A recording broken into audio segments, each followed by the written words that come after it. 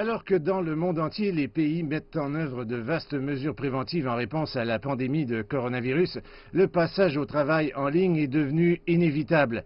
Cela a incité les entreprises technologiques à développer des solutions web et autres logiciels en nuage. Quant à la firme technologique Huawei, elle s'est concentrée dans plusieurs domaines clés. Nous utilisons des solutions de santé qui recourent à l'intelligence artificielle afin d'aider les instituts médicaux à lutter contre le coronavirus. En particulier, nous aidons les médecins à établir un diagnostic très rapidement. Avant, cela prenait plusieurs jours, alors que maintenant, cela ne demande que quelques minutes pour obtenir les résultats. Deng ajoute que les services de santé en nuage de Huawei ne visent pas à remplacer ou à se substituer aux pratiques médicales standards. Le logiciel en ligne et installé à distance vise plutôt à assister les médecins dans l'analyse des données et des informations médicales. Quant à l'accessibilité de ces solutions en nuage, Deng explique qu'elles ne coûteront rien.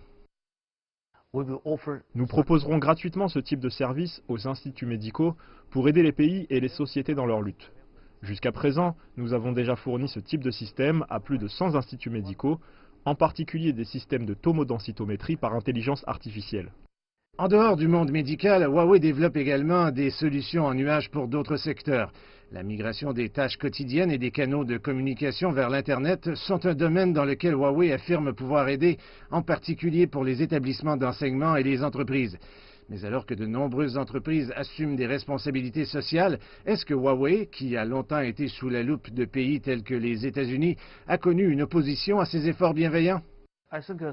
Je pense que jusqu'à maintenant, notre expérience de travail dans de nombreux pays a montré qu'en général, nous avons été très bien accueillis par les populations locales. Par exemple, en Équateur, il nous a fallu 14 heures pour installer le système. Nos employés ont travaillé sans interruption pendant tout ce temps et le résultat a été très bon. Et l'hôpital a même remis un rapport au vice-président de l'Équateur. Donc Otto, c'est le vice-président, a exprimé sa gratitude pour les contributions de Huawei. Avec les exemples de succès dans la région Asie-Pacifique, en Amérique latine et dans un nombre croissant d'autres pays, la compagnie espère que davantage de partenariats pourront être formés grâce à des efforts concertés.